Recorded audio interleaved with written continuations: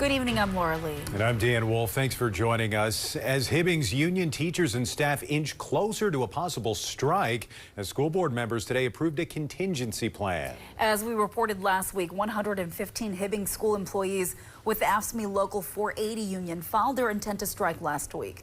According to the union, after the contract was ratified, the superintendent, school board chair, and business manager resigned.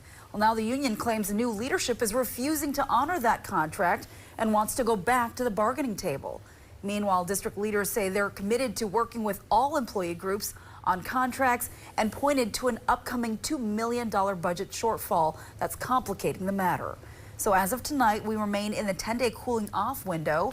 If no agreement is reached before that's up, union teachers and staff could walk off the job as early as next Tuesday. In an email from the acting superintendent, Carrie McDonald, wrote to staff that as things stand now, the district is not planning to cancel school for K through 12 students if there's a strike next week. She added the district will continue sharing expectations for non-striking employees. There's also a mediation session scheduled between the two parties on Monday, one day before that strike would start. To read the entire strike plan the school board approved today, you can download our mobile app.